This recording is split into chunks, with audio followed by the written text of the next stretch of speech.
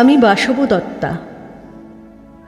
এই নগরের এক সময়কার রূপসী, সবার নক্ষত্র, রাজাদের কামনা, অভিজাতদের গর্ব। আমার নাম উচ্চারণেই আলোড়ন উঠত, আমার হাসিতে বসন্ত নেমে আসত, আমার নাচে হৃদয় উত্তাল হয়ে উঠত। হ্যাঁ, আমি গণিকা, কিন্তু নগরের চোখে আমি ছিলাম এক অলংকার, সৌন্দর্যের প্রতীক, কামনার শিখর। আমার রূপের কাছে নত হয়েছে অসংখ্য পুরুষ, আমার দোরগড়ায় অপেক্ষা করেছে রাজা মন্ত্রী, আমার ইশারায় বদলেছে ভাগ্য, সিদ্ধান্ত, রাজনীতি। তখন মনে হতো এই রূপ, এই দীপ্তি কখনো ম্লান হবে না। আমি চিরকাল এমনই থাকব, অহংকারে দীপ্ত, রূপে অম্লান।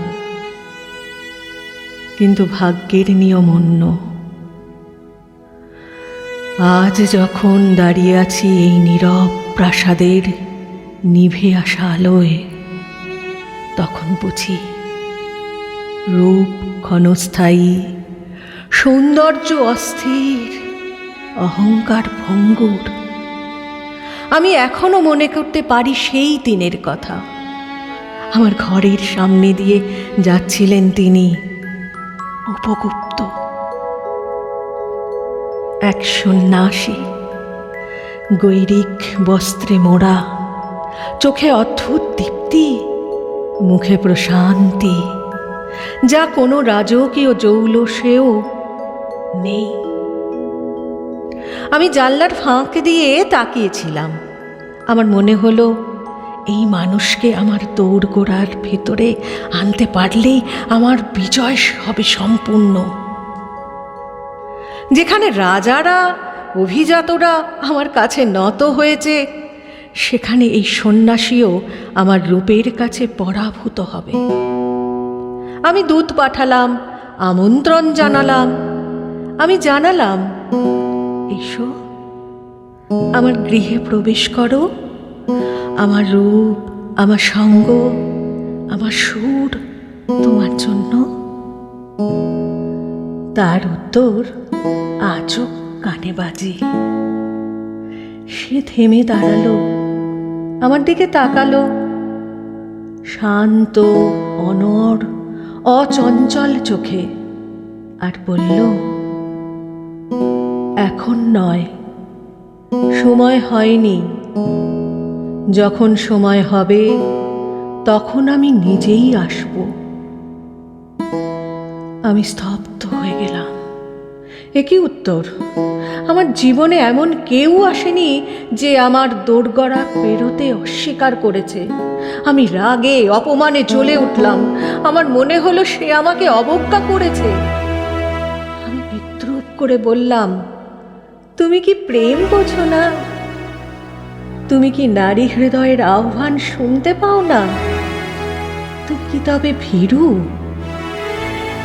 কিন্তু তার চোখে কোনো রাগ ছিল না, ছিল কেবল করুণার আলো। সে বলেছিল, রূপ ক্ষণস্থায়ী, দেহের প্রেম ভেঙে যায়, ঝরে যায়, ধুলোর মতো মিলিয়ে যায়। আমি সেই মায়ায় আবদ্ধ হতে চাই না। আমার বুক বিদ্ধ হলো, আমার অহংকার আহত হলো। আমি ভেবেছিলাম সময় তাকে শাস্তি দেবে, কিন্তু আজ বুঝি সময় আমাকেই শাস্তি দিয়েছে।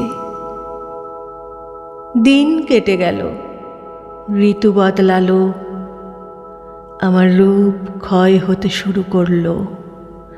যে মুখ একদিন শোভা মাতিয়েছিল, সেই মুখে দেহে আজ রোগের ছাপ।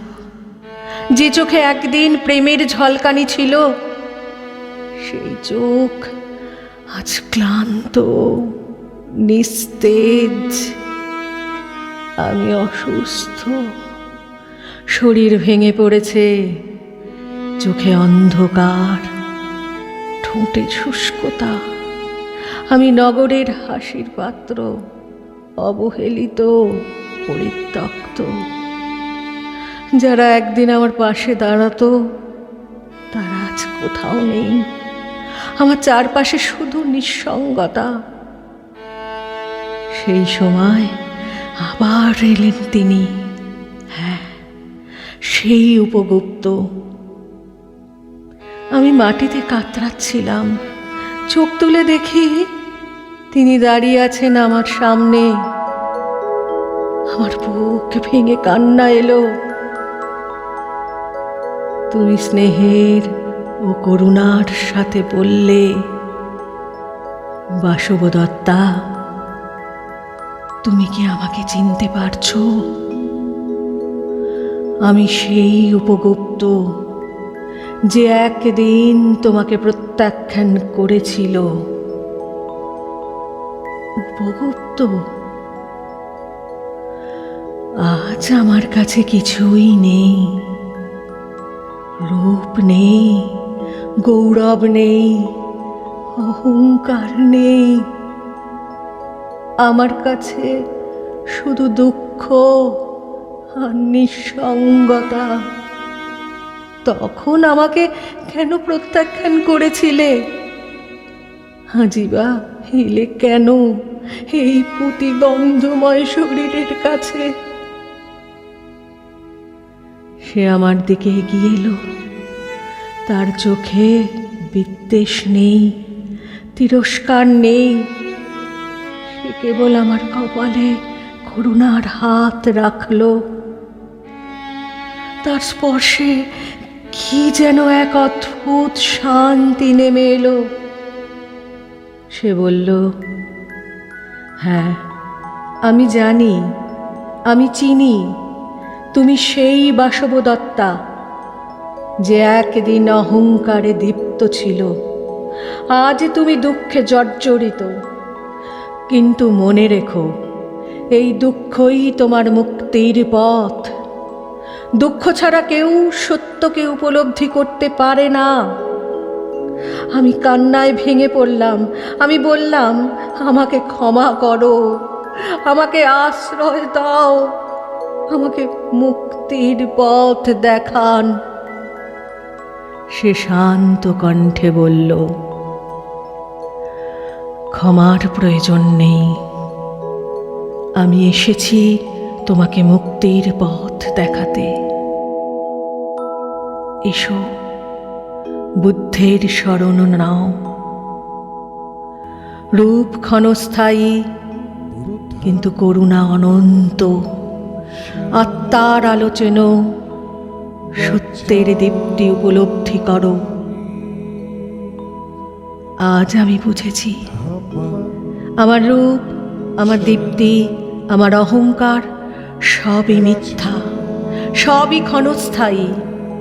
আমি এতদিন যে প্রেম খুঁজেছি তা ছিল দেহকেন্দ্রিক, ভ্রান্ত, ক্ষণিক। কিন্তু আজ যে প্রেম পেলাম তা করুণার প্রেম, তা তার মুক্তির প্রেম। এই প্রেম অক্ষয়, এই প্রেমে অহংকার নেই, আছে কেবল শান্তি। উপগুপ্ত আমাকে প্রত্যাখ্যান করেনি। সে কেবল অপেক্ষা করেছে আমার অহংকার ভাঙার জন্য, অপেক্ষা করেছে আমাকে দুঃখের পথ পেরিয়ে সত্যের আলো দেখানোর জন্য। আজ আমি শান্ত, আজ আমি মুক্তির পথে, আজ আমি বুদ্ধের শরণে যাচ্ছি। আমি আর সেই বাসবদত্তা নই যে রূপের অহংকারে দীপ্ত ছিল। আমি আজ সেই বাসবদত্তা যে দুঃখের মধ্য দিয়ে সত্যকে চিনেছে, যে করুণার প্রেমে মুক্তির স্বাদ পেয়েছে, যে করুণার প্রেমে মুক্তির স্বাদ পেয়েছে।